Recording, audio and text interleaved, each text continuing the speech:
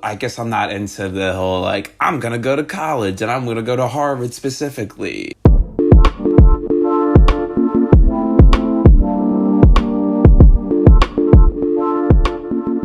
Welcome back to Fade to Black, hosted by OMG Studios Philly, founded by the Sunny B. Rose. Today we're talking about Rick Famuyiwa's 2015 film Dope.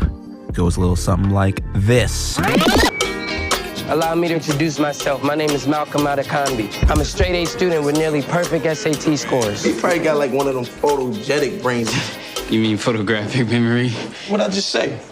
I mean, yeah, you said it. Yeah, just reiterating. I play in a punk band with my friends, and I'm a 90s hip-hop geek. Welcome, everybody, to the Fade to Black podcast. It's your boy, David Dunnington. I'm here with Sunny B. Rose, of course, founder of OMG Studios Philly. Today, we're with the homie today, y'all. Just so you understand that this is the homie right now. I haven't given people this introduction, even though they are also homies, but I just need to just emphasize to you peasants that this is the homie right here. This is Kenny Wooten. Kenny Wooten, tell us a little about yourself. What do you be doing out here? Hi, everybody. We all went to school together, so we are all legit homies. I am a filmmaker, graduated from UArts. Been out here hustling, freelancing, started a company, working on projects. So the company is called Standby Studio. It's a video production company. Mainly do documentaries, occasional music videos, occasional corporate stuff.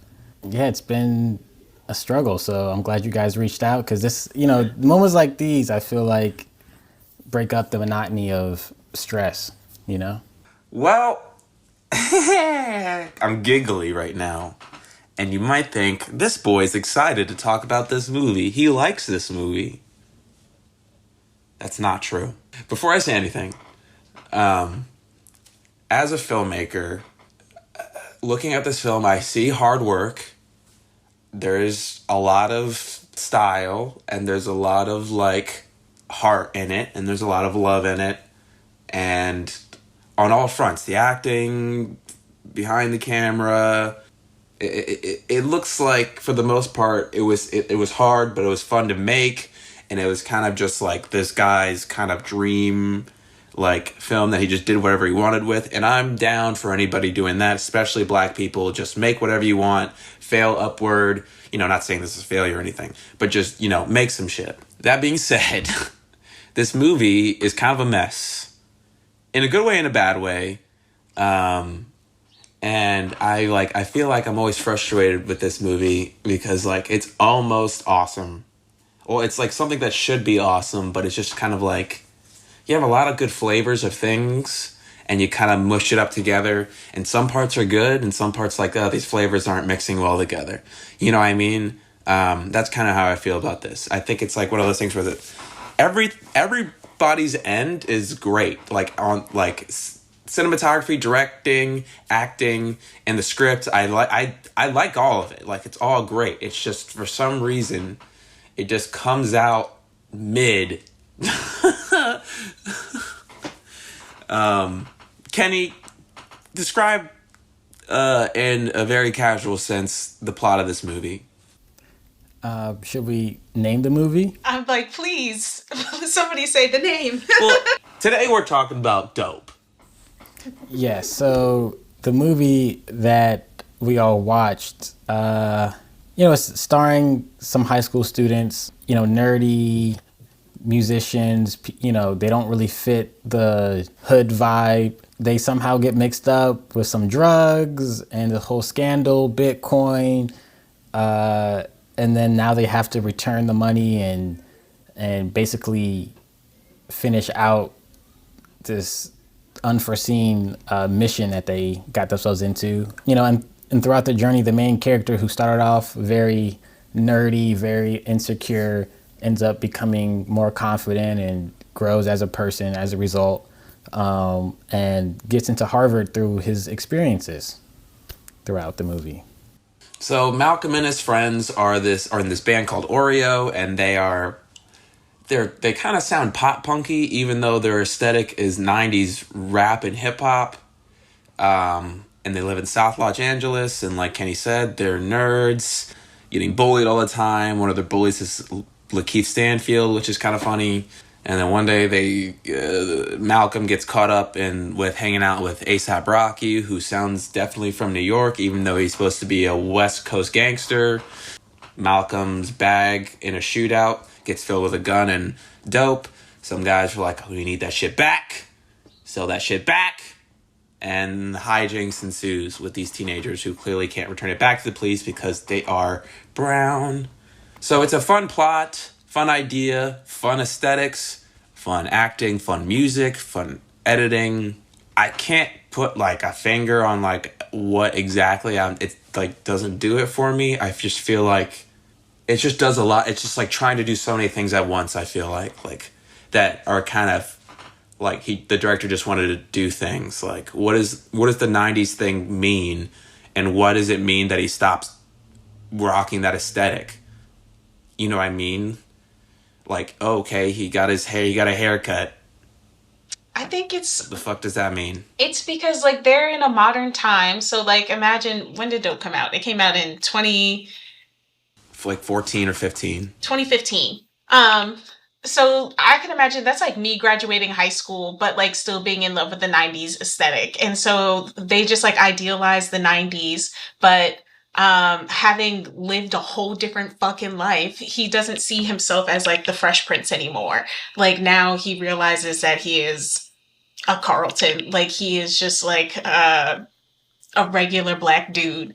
And has to accept that and doesn't live in like that delusional what the West Coast on TV looks like vibe. I think the movie, the minute I've turned it, within the first like 10 minutes, I felt like I was in to be disappointed. Like I could see myself being disappointed. Just how they shot the beginning sequence. It was like, I know most movies do this. They do the establishing shots where it's like 90s, 90s, 90s, 90s. It's like we get it's a 90s vibe. And even like, I'd much rather see a movie that starts with something in action or something captivating, opposed to somebody's in their room and we just see CDs, music. And at that moment, I'm like, okay, they're following this very simple structure already in the first 30 seconds of this movie. And so that told me subconsciously that they're going to keep following sort of this generic structure that most movies follow. It's not going to be anything spectacular. It's not going to be anything that sucks, but it's just going to be like this in the middle average sort of movie. So that's kind of my first impression. Yeah, it was like, it's a lot of cool shots and aesthetics, but like a generic sort of, it just all feels kind of generic. Like it doesn't go all the way it's supposed to go. I mean, just movies that open with someone getting up in the morning can be like shoddy, because that's just been done so many times. And like, I guess part of me was like already sick of the 90s aesthetic at that time. And I'm still sick of it now. And like, I was down with like that concept, but like, I don't know. It just didn't make any sense in the whole plot of the movie. Once he runs into Quincy, who is Quincy the actor, who is P. Diddy's son in real life, the light-skinned dude who's like, fuck crab-ass niggas. I think that's where it lost me. Like with that whole sequence, like it was doing so much. Like, I don't know. I think the thing that hooked me was something in the very beginning, as he described his aesthetic as he's very black, but he's also like first gen Nigerian, I think. And so he's getting bullied for being a geek. He's getting bullied for being the African. He's in a completely black environment, but doesn't seem to like gel with blackness. And people keep like throwing these assumptions onto him, and he's trying to prove that he's not like all of these other people. And so I was following a kid's journey to discovering blackness, discovering themselves, because once again, he keeps getting thrown in situations and he thinks it's all just because of the way he looks. He's like, it has nothing to do with my character. It has nothing to do with the actions that I actually do. But then he like finds himself in a position where he can use that to his advantage, where he's like can do this whole drug operation in school because nobody's just gonna go through his bag. Like he keeps running into the cop, but because they're so good, that's the only reason he like makes it through. And so then by the end, like his whole Harvard situation is him talking about these two different identities that he's stepped into, two different people that you think are two different people, but really it's all one, like trying to deal with the complications that he is the person who gets straight A's, can pass the cops, and also like sold $100,000 in drugs in 3 weeks. Like that is just a Black experience of a kid who's trying to live their life and being forced to be in a situation just because of the way that they're perceived in the movie. And so I think that's like, again, why their aesthetic stands out so much, because it's like these characters don't belong here. It feels like a Black character who's been watching Black characters, like you said, and like this is a Black fanfic, but insert that kid as they find out that they are also in that film. You know, like you are also a Black character in this thing. It kind of reminds me of like the Mr. Chocolate episode of Atlanta. And he's like telling Vi, like, see, you two have just like gone through this entire life. You two are just a Black person in this movie. You think you're so much better than this, and you're not. So yeah, that's what I was taking away as like a coming of age young Black kid, but like young Black kid who truly doesn't understand Blackness. So I remember when this movie came out in 2015. It was kind of had a lot of hype around it. It looked very interesting from the trailer, from the buzz, and I never watched it because I don't watch anything. And then so I watched it for this podcast, and I was like, okay, well, let's see, what the hype was about. And within even aside from the intro, the minute A$AP Rocky came in there, his acting was horrible. Tyga's acting was horrible. Any of the celebrity people's acting was questionable. Like, it wants to be a Spike Lee movie so bad, but it's like not saying enough. And it's just like, it's having the fun of a Spike Lee movie or of like a John Singleton movie more so. But I don't know. Like, also, I guess I'm not into the whole, like, I'm going to go to college and I'm going to go to Harvard specifically. Like you said, it's supposed to be made for people like us, sort of people into anime, comics, like the alternative Black person. And it was like they tried too hard to make it for us, I feel like. And then it was just, somebody who really was in this probably would have took it a different direction. Or at least if all else failed and the story didn't hit and the dialogue didn't hit and the acting didn't hit, at least have it be funny. And I didn't feel like it was a funny movie. I felt like maybe I had one or two laughs, but they weren't like, ha, ha, ha. They were like, huh. So it was like, it wasn't really funny. The story, like the ending I loved, how they took the, two versions of himself and made it into one. I thought that was great, but that was kind of like the only part that wrapped it at the end was that. And I feel like that should have been either a more common theme, because I feel like the whole rest of the movie was just watching somebody in this movie that wasn't really that compelling, wasn't really that tugged on my emotions. I didn't cry. I didn't get close to crying. I didn't laugh that much. I didn't feel bad for really anybody. So by the end of the movie, I didn't feel anything except, that's cool. Like, he is both. Like, that's a cool representation. But I feel like I didn't need a whole almost 2-hour movie to do that.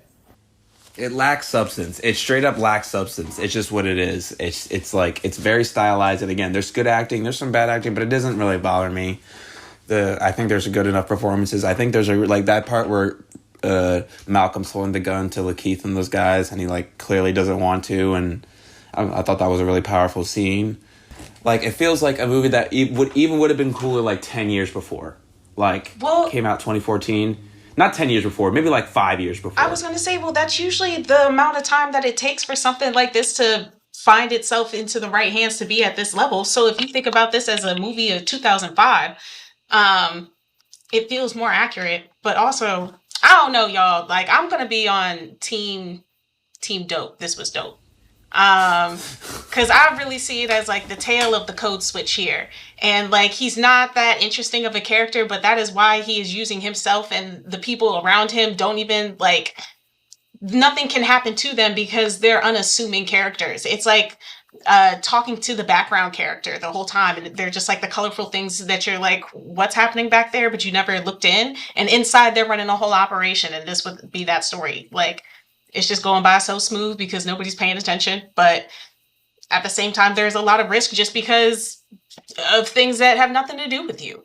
And so like, sure, these characters could have a little bit more agency, like they get thrown into situations where they have to deal with something more than like making a choice that changes the story itself, except for moments like the gun, except for moments like talking to Zoe Kravitz. Is that who it is? Oh yeah.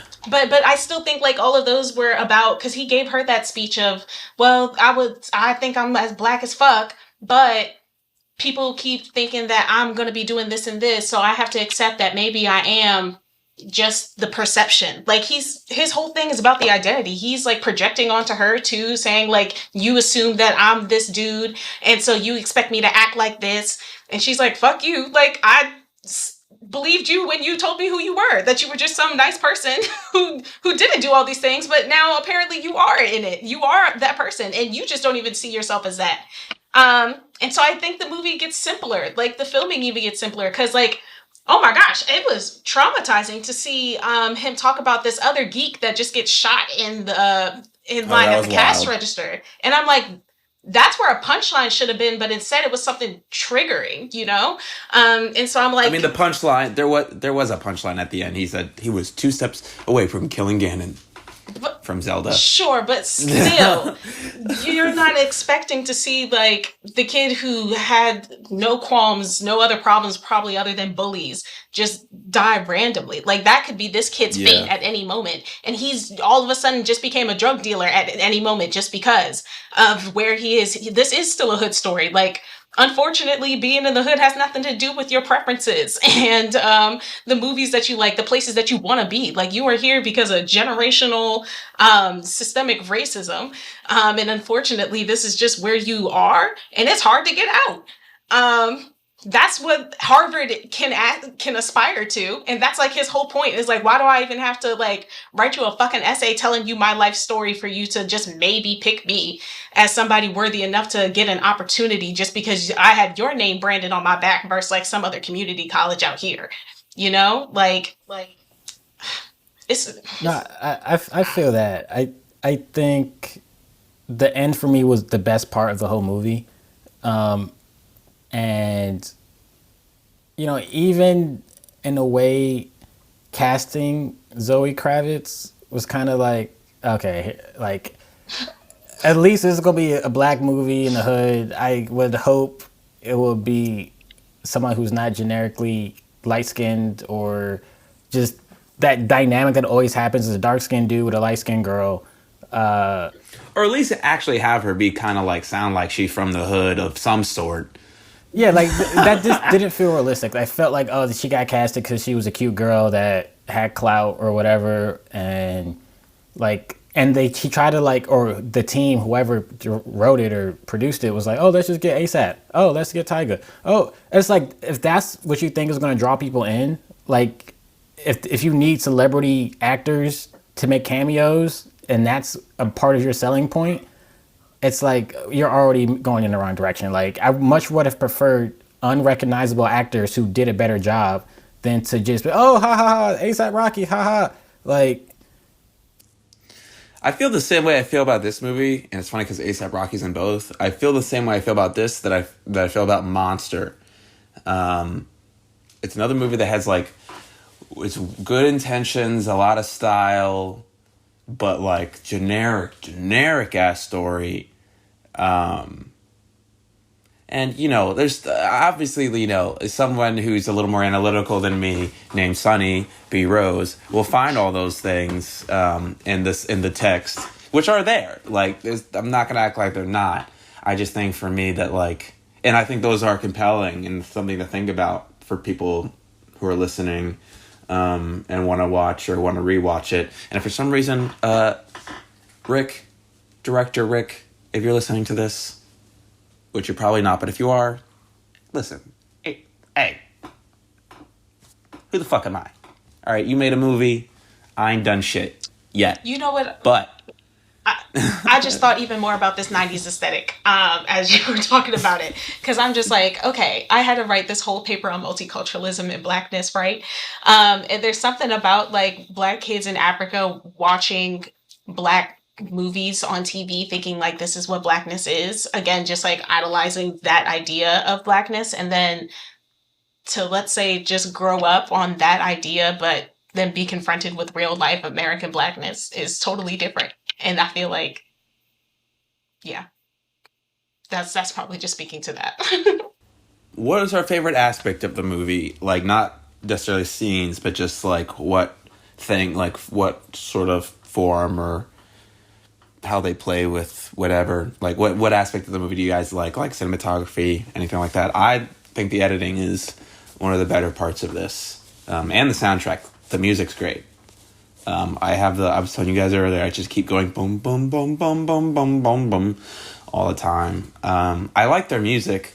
I wish it made more sense that they were either make them pop punk. That doesn't mean they have to be all grungy, but either make them pop punk or make them 90s. They make pop punk music and they dress like 90s kids. I understand that could be an aesthetic, but they're obsessed with the 90s only. So why do they make pop punk music? I feel like their influences would be the 90s. They also said they're into white people shit. White people shit from the 90s, I'm assuming? I mean, that included Donald Glover in their list. So it's like... That was a fun little part. I did like that. I'm like, current white people shit, but the aesthetic is old black people shit. I guess because it's the idea of the music is a huge part of it, and they make a big effort. It takes place in South Los Angeles. He has a 90s aesthetic. It's it looks like a West Coast movie. It looks like a modern John Singleton movie. There's little to no boom bap West Coast 90s hip hop. Barely any. They just got the covers and stuff. And then it's a bunch of generic pop punk music. And then I do like when they played Freak on a Leash by Korn. But when they're in the chase. Yeah, what the fuck? What the hell? Sorry, I'm trying to curse less. What the hell? I know that was a curse word, but that's a little less. You know what I mean? So again, it's just weird frustration. I don't hate it. I don't even think it's a bad movie. I think it's a good movie, and I think it's one of those things. Again, I said before, even if I don't like it, I can appreciate the passion and love that went into it. And I think when things are really kind of messy, that means there was a lot of passion, and just he kind of was able to do whatever he wanted. And things get messed up in editing and stuff. Who knows what the script looked like and all that, but. Yeah, I don't know. I thought it was aight. I think maybe for a younger audience, this would be cooler. Maybe even people who didn't study film, it would be cooler. But maybe I'm a little bit jaded, a little bit older. To me, some stuff weren't really that realistic. But I think this is a great show to just, hey, it's out there. If somebody's ever wondering, hey, where's a movie about quirky black people? Well, this is it. Yeah. So it's there. I think that's a good point you make, that a younger audience, especially of who black kids who may want to be filmmakers or something, I think this would be a good watch for them. And I think this would be a good ooh, what is style? You know what I mean? A kid discovering what style is in a movie without having to watch Tarantino first. I was just going to say, you know I mean? I really love the Tarantino-esque storytelling of it even. Just to have an understanding of all the different timelines that are happening where everybody is in space. Right. And how editing can emphasize that storytelling by jumping us to the same points, but then giving us all the information to end up right where we need to be. I like the goofy, childlike comedy. I really dig Diggy. Diggy's great. She's my favorite in the friend group for sure. And also just constant casual misgendering, but in a way that serves her. So shout out for owning up to it constantly. Well, gang, that's our opinion on dope. Kenny, where can they find your stuff, the things you do, the things you make, the things you want them to see? Standby Studio things, Kenny Wooten things, Inside Philly things. What's up? What's up? Oh, snap. We're bringing it back.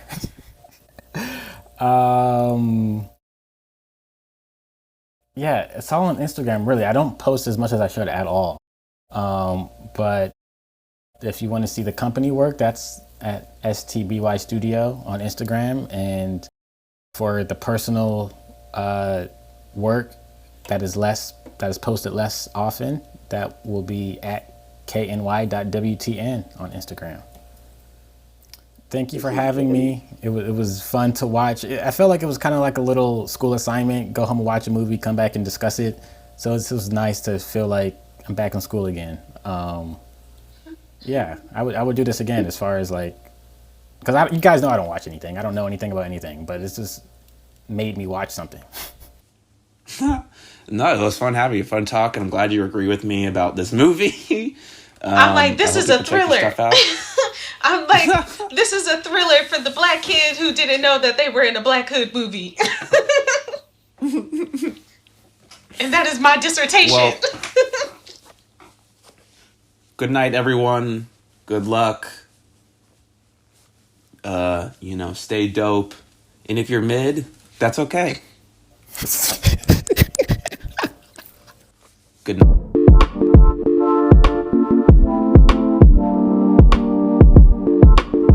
Thanks again for checking us out. We got 2 episodes left this season, so be sure to check those out. Thank you all for supporting and listening and participating in the polls that are available on the streaming services. Thank you all so much. Take care. Love y'all. Bye-bye.